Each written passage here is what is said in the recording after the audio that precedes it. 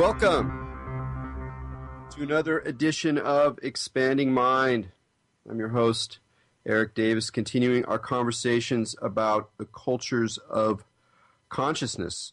One of the conversations we keep coming around to on this show is about Buddhism, and particularly about the relationship between Buddhism and psychedelics, or extraordinary experience in a variety of fashions. Not too long ago, Alan Bediner put out Zigzag Zen in another edition. This was kind of a groundbreaking text about the relationship between psychedelics and Buddhism in America.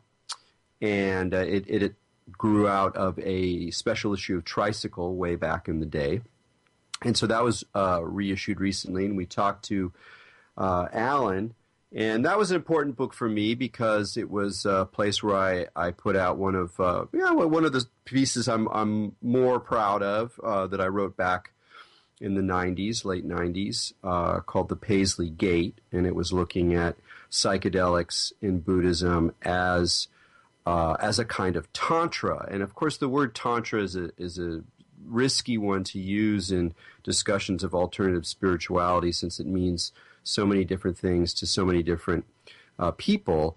And I meant a couple of things by it. One is that it was a kind of energetic, magical practice that involved the uncorked imagination, something I think applies to both psychedelic experience and to a good deal of tantric sadhana. But I also meant it in the sense that for Americans practicing Buddhism, at least in the 1990s, when I started practicing Buddhism, I probably had my most intense practice at the end of that decade in the early 2000s. And now I'm sort of a Buddhist backslider or something. But at that time, discussing openly one's psychedelic experiences was weirdly non-encouraged. And I say weirdly because as a historian, I was perfectly aware of the fact that the vast majority of the first wave of American Buddhist converts of the baby boomer generation got there one way or the other through the portal of drugs, of LSD particularly, but everything that was available in that time. So it seemed like a strange kind of suppression that was going on there. And I remember one time I did a dokusan, a kind of interview with my Zen teacher, and I guess my voice was, I have a sort of a booming voice, or the walls were thin or something. And I was talking to her, someone who I trusted, about psychedelic experience, and then later one of the senior monks came over and kind of cautioned me about appropriate discussions, et cetera, et cetera. And so I was like, this is really strange. It was, it's like it's a secret, kind of like the way in a traditional Hindu environment, left-handed tantra, with its consumption of forbidden things like meat and alcohol, in the context of heterodox religious rituals, was really quite similar in some ways, where there's this kind of underground within Buddhism of people who continue to explore psychedelics, but it was kind of on the sly. And I was delighted to, taking the story forward, meet a number of years ago a scholar of religion, Doug Osto, who decided to write his second book about psychedelic Buddhism. And he was inspired in part by my article, and took up my fuzzy, unformed ideas and turned it into a really wonderful exploration of this particular overlap, this kind of Venn diagram in Western spirituality between Buddhism and psychedelic spirituality. It's called Altered States, and it just came out. So since it came out, I got Doug on the phone. He now teaches, he's an American, but he teaches in New Zealand, and so we got him on the line, and we're going to talk about his book. So Doug, welcome to Expanding Mind. Thanks a lot, Erik. It's good to be here. You know, in a way, I wanted, just before the show, we were talking about the book, and you take a very level, sort of non-judgmental approach. You're largely reporting your the historical situation. You've done tons of interviews. You have excerpts from a lot of these interviews. You have generalizations based on quantified aspects of the interviews, and you cut a pretty even hand. And and we can talk about some of these things. We will talk about some of these things later. Some of the criticisms of earlier, call them more naive ways that people have tried to blend Buddhism or other religions and psychedelic experience. And so in some ways you're not suffering fools gladly.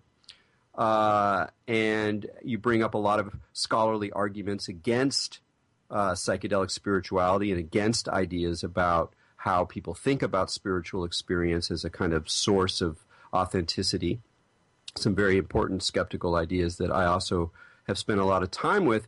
And then at the end of the book, there's kind of like this secret reveal of a postscript in which you go much farther than I have in print about talking about your spiritual experiences on drugs with MDMA, with LSD, and even sort of quasi-paranormal kind of phenomena or psychic aspects of these altered states, and how much that's informed your life and your interests. And it's a very interesting way of structuring the book, because on one level you could say, oh, well, this is what it means to write a scholarly book. You basically have to kind of toe the line and not show your sort of wayward investments in order to be taken seriously. But then at the end, you kind of wanted to put it in anyway, so you put it in. But I think there's something more profound there.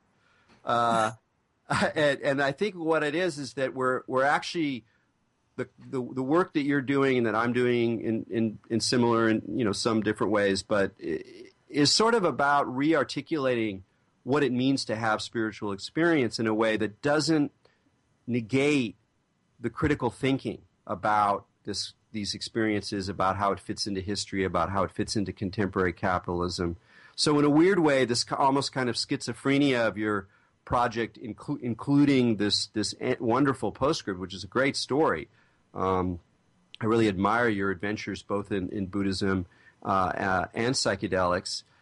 It actually points to something that we're participating in now, and I'm kind of curious whether, in addition to the scholarly project, let's trace the history of psychedelic Buddhism, let's talk to people and get some hard data, let's try to think about the issues that are raised, et cetera, that in addition to that, you were kind of trying to explore the meaning of these kinds of experiences on a deeper level. Was that part of your kind of intent from the get-go? Yeah, absolutely. And I see what you're saying about the possible sort of schizophrenic aspect of it.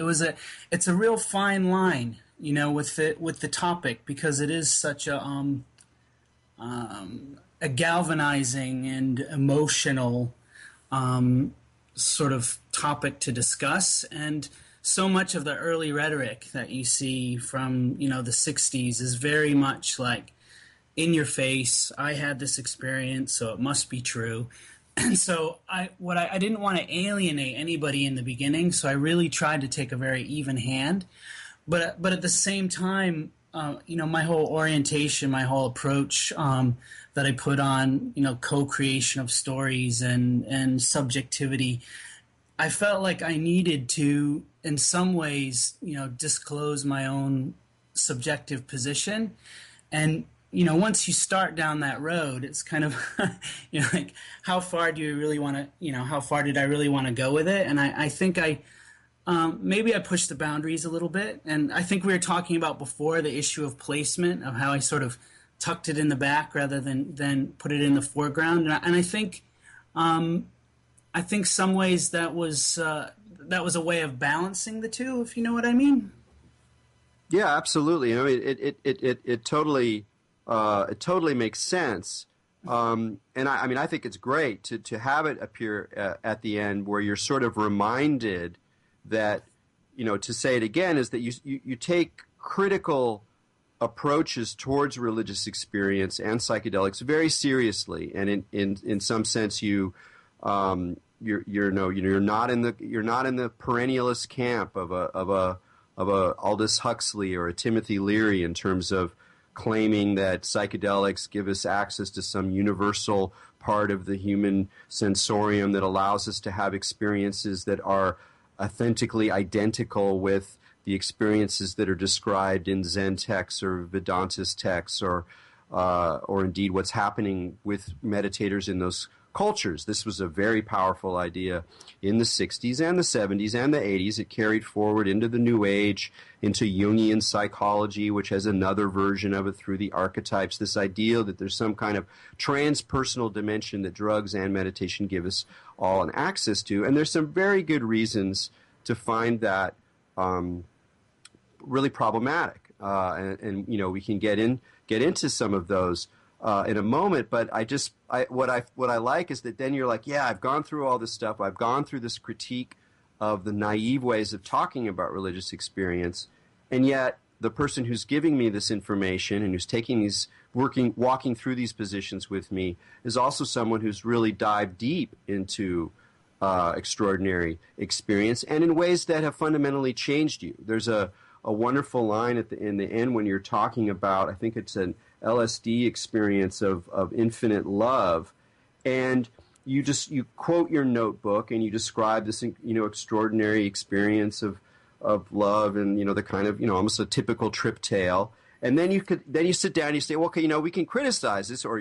critique it. You can say, look, this is partly about this stage of trance that neuroscientists could identify, or it's about cultural expectations, blah blah blah, and then you say, well, actually, love became limitless, metaphysical, and cosmic. Such an experience could not help but alter the deep structure of my psyche and worldview. And that's the part that I want to ask you about in terms of thinking about experience, is that in my belief, my own experience, is that there's an aspect of experience, phenomenological, you could call it an encounter, where even if you can legitimately and satisfyingly deconstruct it in the future, or eventually, there's something about the encounter itself that changes you irreparably.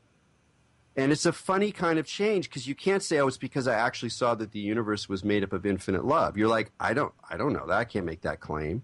And yet you had an encounter of infinite love with infinite love, or something like infinite love, a simulacra of infinite love, if you want to insist on that. And nonetheless, you're a changed person. You're an open-hearted person. You're a very engaging person, and it partly has to do with your experiences. So I'd love to hear you. How do you think about that particular aspect of quote-unquote spiritual experience? Yeah, and I think it's about subjectivity for me, and how we've tried to sort of remove in the academy, and especially the kind of scientific thinking, we try to remove subjectivity and how central it is to who we are. I mean, regardless of what necessarily your metaphysical or ontological commitments are, sometimes things happen to you which are intensely profound, alter you in some way, and involve some kind of altered state of consciousness. And I think I was sort of inspired by some of the interview work that I did, where people would actually tell me these stories of things that happened to them that were so core to who they are and who they became, and some of these people are scholars and academics, and they write very hard-headed books about things, but this is stuff that's sort of in the background that is motivating and kind of structuring what they're doing, but you don't get to find out about it because there's this kind of culture of silence about certain types of experiences, because people, for the way that society or culture is these days, people are just not comfortable with talking about. And so I think because the way that I positioned myself for this research, I had very privileged access to some really profound experiences that people had, and it's sort of made me bold, I guess you could say, to be a little bit more disclosive. And I think that there's no way, and at the end of the day, that we can get a final closure on what is the real ontological meaning or metaphysical meaning of this, but we can still recognize that the experience, the subjective experience of whatever it was, is real, and it's kind of made me into the person that I am now. Yeah, and that's it's the way that I think about that often is in terms of well, to use a kind of Buddhist term, or it comes up in other religions too, but it's very important in Buddhism, is the notion of transmission. And I feel like I've sort of gotten transmissions, hits, glimpses, and again, encounters that just have made me who I am. And so even to deconstruct it, to think my way out of the larger ontological possibilities, to keep a kind of open mind, which includes keeping a skeptical mind, which I think is part of not only the psychedelic path, but the spiritual path in general, to keep that kind of critical mind always engaged, or maybe not always engaged, but quite often engaged. And nonetheless, I look back and I go, well, I'm a certain lineage, I was born in a certain place, I met certain people who were themselves carrying certain transmissions, I had encounters with both with individuals and with compounds, and that's made me who I am. And so it's almost like I have to be true to who I am, even though I don't know if it has the status of a true, authentic religious experience or anything. I almost don't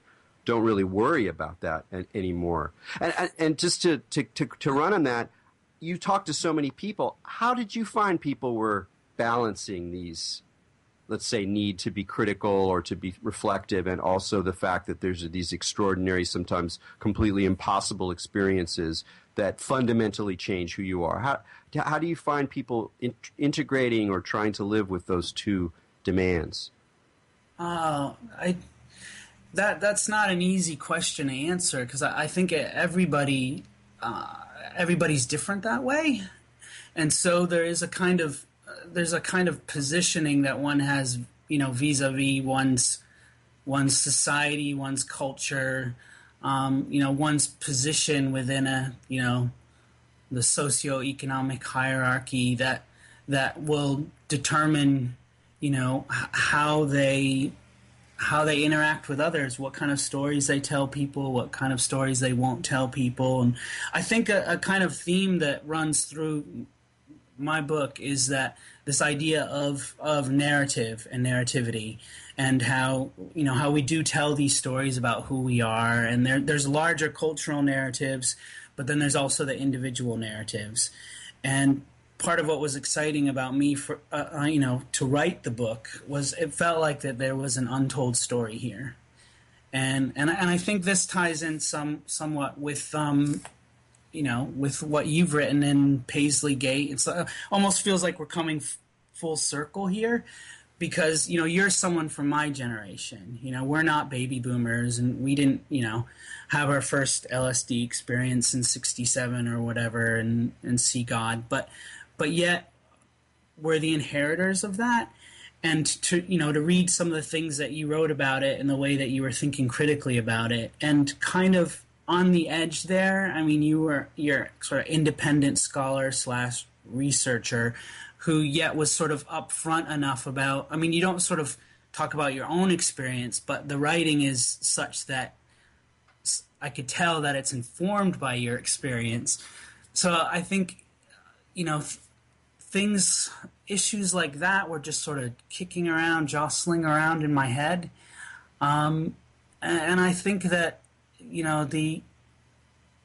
that whole issue of secrecy and what people choose to tell other people was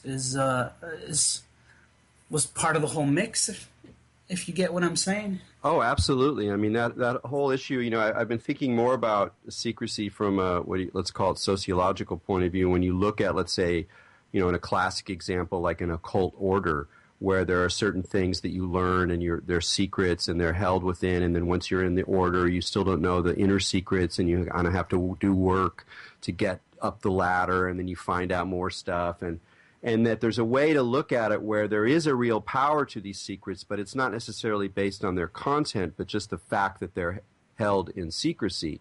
And one of the things that I'm kind of going through now as the conversation around psychedelics is changing so rapidly, and it's funny, I mean, I think your book is you were totally right to take that leap, because I think you're actually going to be ahead of the curve, as in a lot of ways academia is really behind the curve, where lots of other professionals in different parts of society are more explicit about talking about psychedelics and their possible value, where there's still this kind of nervous Nelly thing in amongst academics. So I think you're really doing a good job of of leaping forward there. But the whole issue around narrative and keeping secrets, I think, is really interesting. And as I said, one of the things I'm dealing with now as we move into this kind of more above board realm is that recognizing some of the value of secrecy, the kinds of what it meant to be part of an underground, and that was like one of my things, is that I always had one foot in the underground and one foot in some kind of more visible writer, research, journalist, scholar kind of guy. And that role of the secrecy of the underground, just as a space, is really important. There's a great book about 80s underground rock called "What We Do Is Secret," and there's something really interesting about that moment but it's changing quite a bit. So I think in some ways that aspect of the Tantra of psychedelic Buddhism may be shifting. But that said, talk a little bit about how the resistance to the psychedelic story within American Buddhism, is that an artifact of its attempting to become more mainline? Is it something passing? Will there be more of an embrace, or do you think that this will actually just continue to be kind of a bit of a secret underground within organizations that don't necessarily want to talk about this stuff? Yeah, and I think that's a really good question, and I think that and I kind of chart the historical developments of American Buddhism and psychedelic spirituality. I think that the latter part of the 70s and early part of the 80s were sort of definitive in a kind of distancing of the two subcultures. And I think a lot of that had to do with, there's a backlash against psychedelics. There's a war on drugs. American Buddhism became more established, the convert sort of American Buddhism that we see thriving now. And so that it became kind of less acceptable to talk about psychedelics than it was in the past. But as you said, I mean, the landscape's changing quite quickly. So, and I think with renewed research in psychedelics, and you have the kind of liberalization of drug laws happening, especially around marijuana and places like Washington State and Colorado, that so I think the boundaries are changing and the parameters are changing. And so I think a big part of the secrecy obviously was because these things are they're illegal in a lot of places, and so there's a lot of legal repercussions to their use. So I think that will change. At the same time, I think there'll always be more conservative practitioners of Buddhism, and then there's that sticky issue of the fifth precept and how important that is to people versus not. That was a kind of question that was driving a lot of the fifth precept being the one against intoxicants, which I love that little chart where there were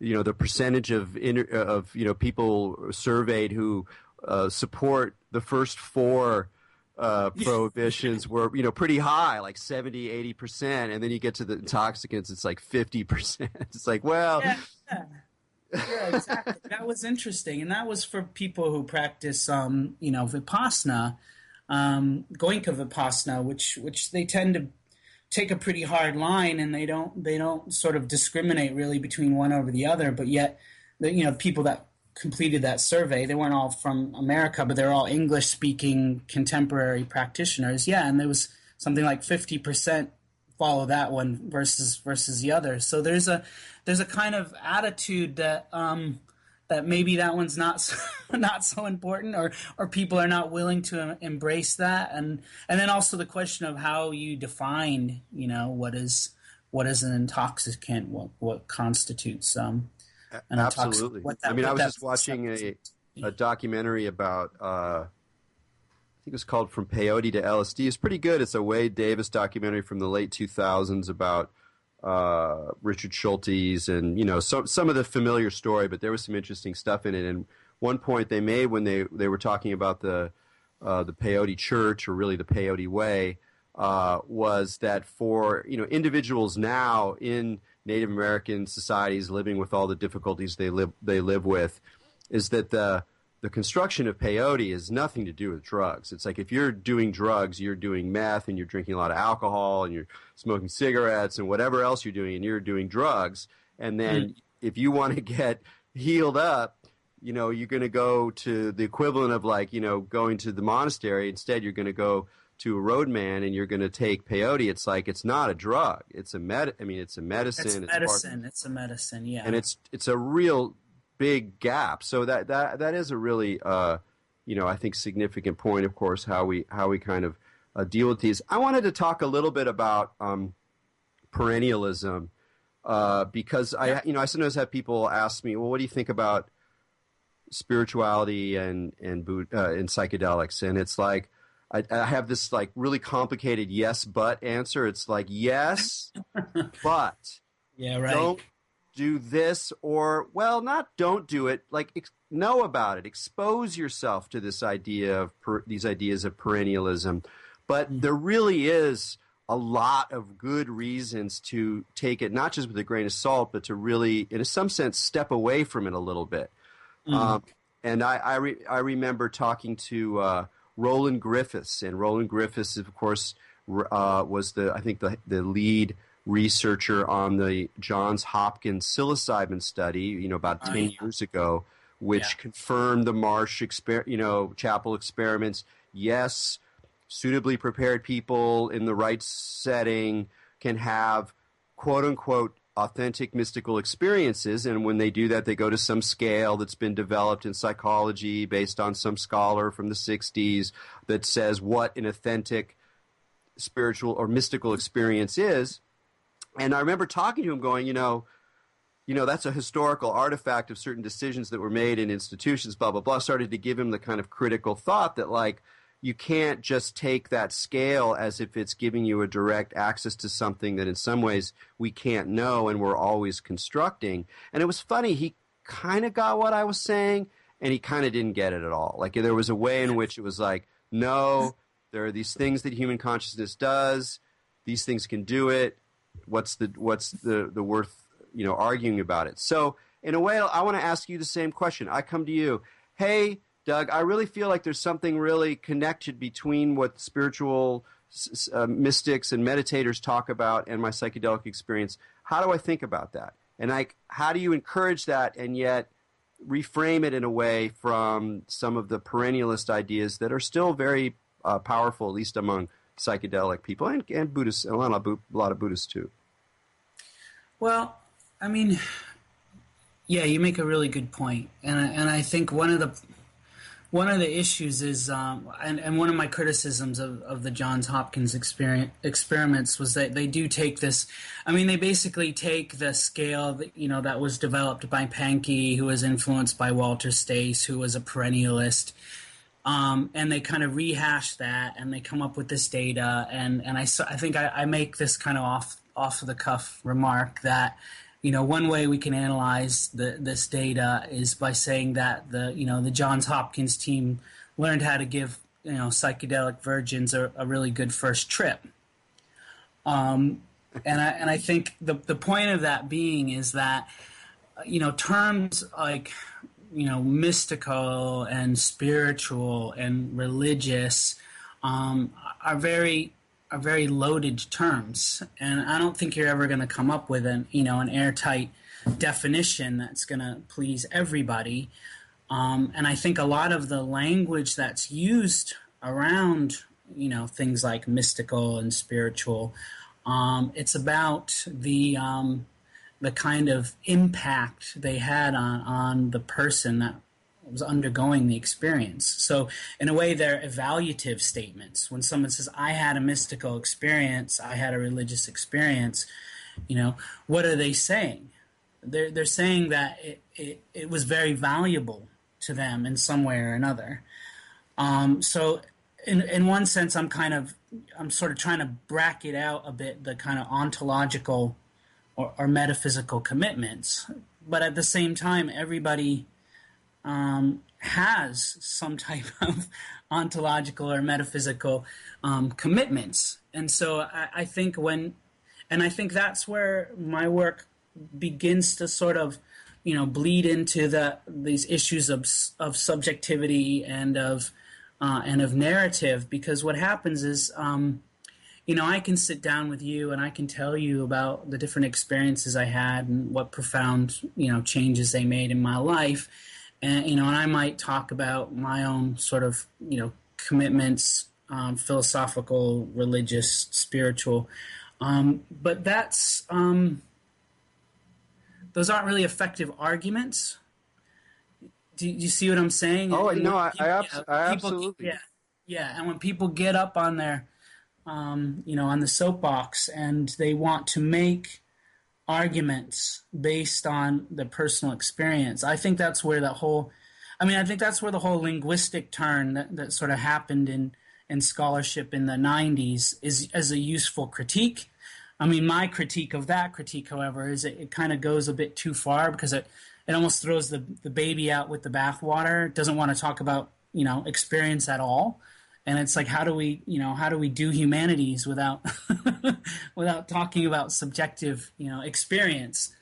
So yeah, absolutely. I answered your questions. They're kind of no, it's a great. In fact, I even want to pull some stuff out of it. I mean, that was something I really learned from your book, and in the way that I've been trying to think around these things, was this idea when someone, you're always situated.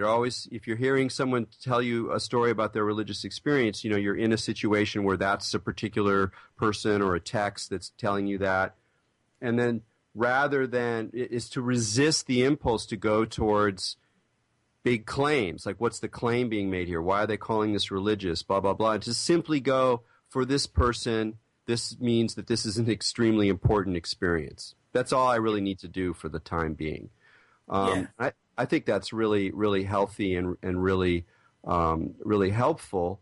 As is your questioning the high degree of skepticism you find in amongst some religious studies scholars, for one thing, who are just unwilling to even dance with the question of experience. And in a funny way, again, your book does something a bit cheeky, where you present these rational arguments against putting too much ontological authority in our personal experiences, and showing why there's good reasons to be critical of them, why there's good reasons to even, for example, you describe in a really nice way, the fact that a lot of people who come back from a DMT flash just insist that it was realer than real. It was like so real. It was like, no way was this just some weird thing their brain was doing.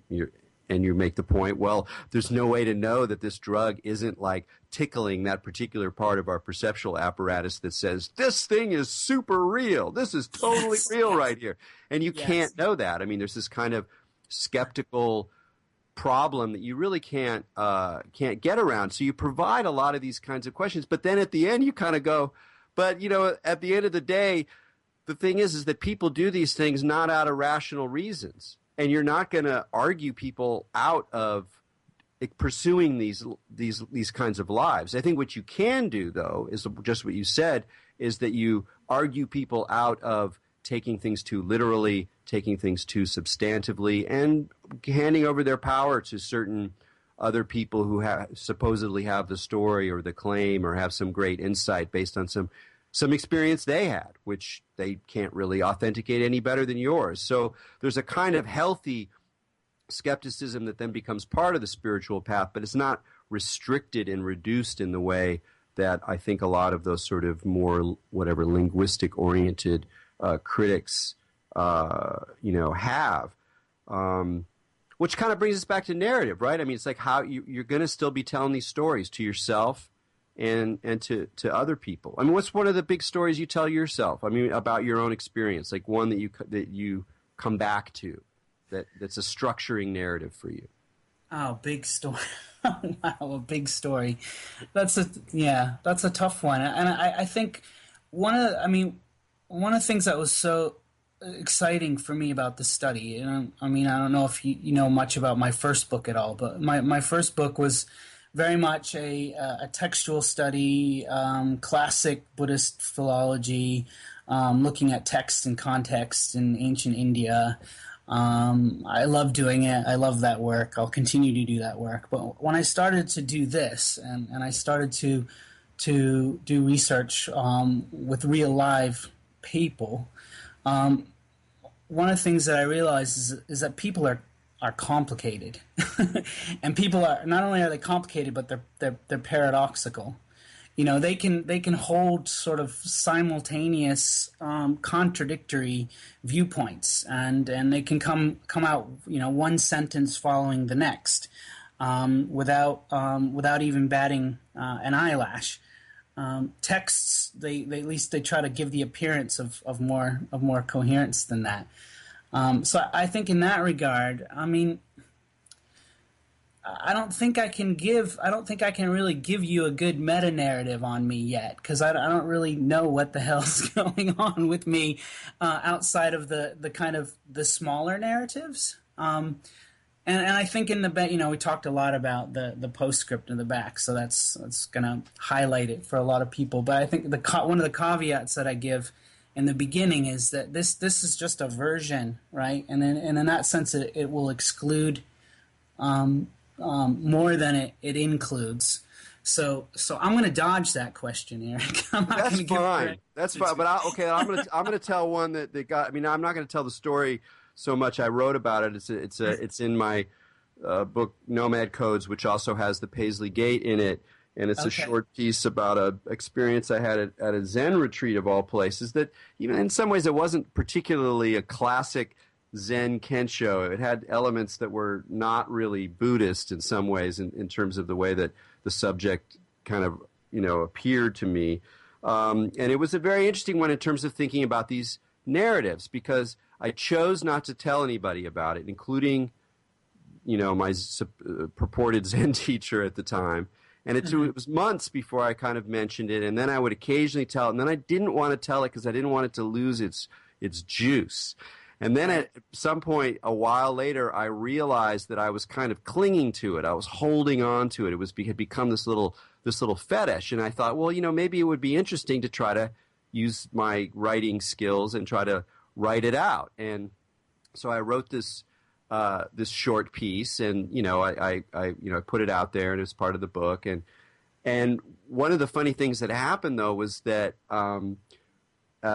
my advisor at Rice, Jeff Kripal, ended up writing about that text in a textbook that he wrote about religion. And what was so weird about it for me is that when I read what he wrote about it, he pointed out how loaded some of the metaphors that I had been using to describe my experience were. And I realized that now I could see more deeply how I was drawing on these kind of narratives around me in order to layer and in some ways distort, if that's the right word, this experience. But at the time when I wrote the text, it felt really true to life. You know, it felt really whatever. And I realized that there's no way out in some ways of these loops of interpretation, experience, text, phenomenology, that we're kind of like playing in this feedback environment that you point out very clearly at the end of your book, where you talk about how the relationship between interpretation and experience is, well, you use the fancy term aporia, but can you talk about a little bit more about that relationship between experience and interpretation, or experience and language, and in the sense of what's the good way to think about that relationship that's helpful as we go forward?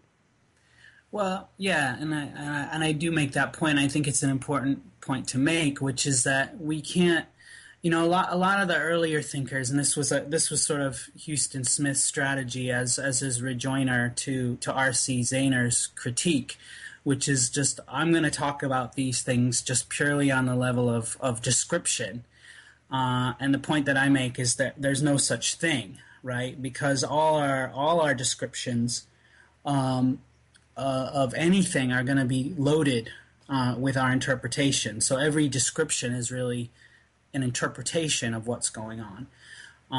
And then the other aspect to that is that, in some sense, we have to admit that we're experiencing something, that we can't reduce in a kind of deconstruction, we can't reduce all of life to merely interpretation. We need, in some ways or other, we need some stuff, right? We need some raw data. We need a world that we're bumping up against, but always in that bumping up against that world is the interpretation. And we need to interpret because, as human beings, as living organisms, animals, we need to try to make sense out of, what the heck is going on, for basic, survival reasons, what have you. So there's this kind of, dialectic between interpretation and experience that's never going to go away, and it's never going to be fully closed. It's always open-ended. And, when you were telling me about, this piece that you wrote, in a way, and then and same with this book. I mean, now that I pick up the book and I look at it now, and I think, I'm not even sure I think that now, because we're always changing in this kind of dynamic interplay with experience and interpretation, that anything that we write too, once it's in print, it's only like a snapshot. It's like a Polaroid. It's just a photograph of sort of where we were at the time, depending on how honest we're being with ourselves at the time. And if you look back on it and say, I don't think that now, or I can see, with hindsight, I can see where other influences were coming in that I weren't necessarily aware of. Well, that's all fine and good, but no one I think one of the points I was trying to make is that certitude is a dangerous thing, and having that certain degree of not quite sure, and that includes not being so certain about the powers of human rationality. Is a healthy thing to have that certain amount of skepticism, but yet nevertheless we can still admit from our subjective point of view the meaning that we give to certain things that happen to us. So yeah, that makes sense. I want to ask you another thing about perennialism, which is that there's an argument to be made that we're specifically in terms of the neurobiology of extraordinary experience, whether we think of it in terms of Zen meditation or of psychedelics, is that as we become more and more familiar and acute in our understandings of neurophysiology and the cognitive questions that are raised from that perspective, that we can see that we are moving closer to a kind of thing where we say, well, yeah, these things happen because the nervous system has these capacities. And when you give a brain LSD, these are the things that happen. Here we can show you an fMRI scan. And the whole presumption there is, of course, this is something that's happening to all human physiologies. And while every individual is going to construct that experience differently because their minds are different, they have had different thoughts, different experiences, different memories, there is a kind of universalism in the approach of emphasizing the neurophysiological dimension of extraordinary experience. So what I'm really curious about what's going to happen is how the, let's say, humanities informed kind of interpretive play that you represent and that you have helped articulate in terms of how we think about these experiences, but also how we keep embracing experience in all its conundrum, that we don't get stuck merely in a rationalist framework. And at the same time, we're going to come, that we're already seeing it, there's more and more acute, developed sometimes philosophically poorly expressed, but nonetheless very perceptive forms of knowledge and claims that are coming from the neurosciences, which also kind of suggest a kind of perennialism, a kind of universal capacity of the human nervous system to go into trance, to have encounters with entities, to enter into other worlds. And you talk about this a little bit in your book in terms of David Lewis Williams and some other figures, but you don't go super deep into it.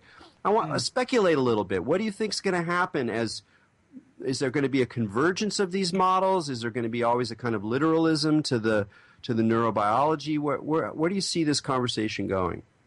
Well, that's a really good question, and I think that yeah, as human beings, because we're all fairly wired the same way as far as our kind of neurophysiology, and so there's going to be certain commonalities and experiences, and this is where the David Lewis Williams stuff comes in, where he develops this typology of altered states, and I think we're only going to know more as with the brain imaging technology that we have, and with the liberalization of experiments that are being done with psychedelics, we're going to learn more.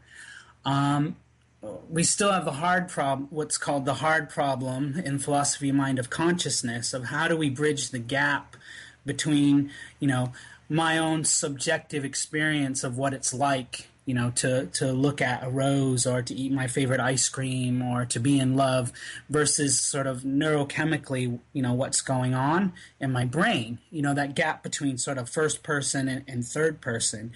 I don't know where that's going to go, but I think that is a real fault line that I'd like to point out. The other thing I'd like to point out is that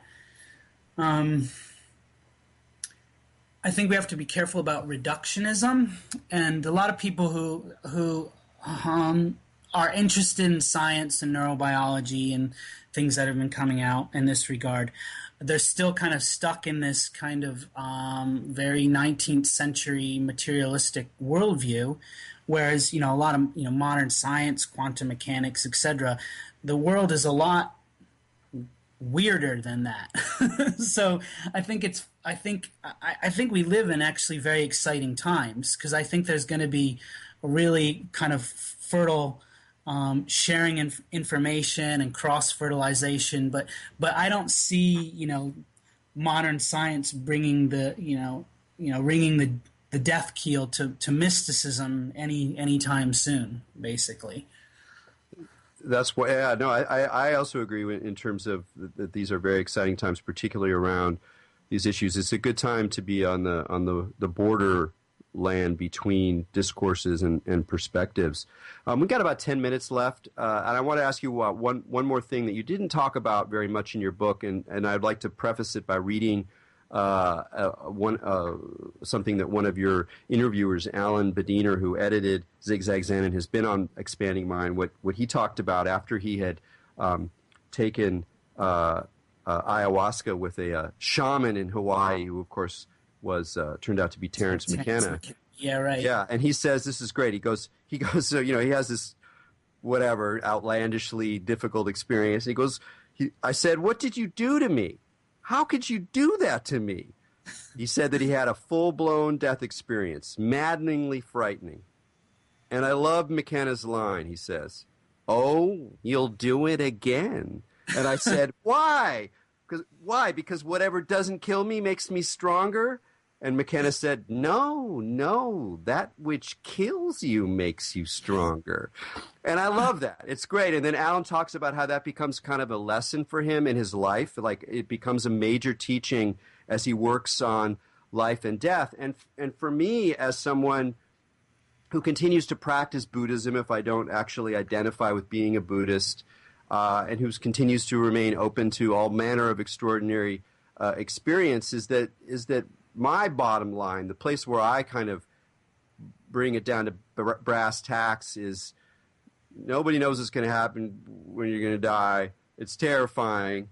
The best thing you can do to try to deal with that terror, to the extent we can ever deal with it, is to go into hardcore spiritual practice and to take sometimes heroic doses of psychedelics. And so there's a connection to me within psychedelic Buddhism that's really kind of front and center about death and the way that Buddhism is a unique religion in its relationship to death. In some ways, meditation and and related practices, or practices of dying, or practices of waking up to your own process unto death.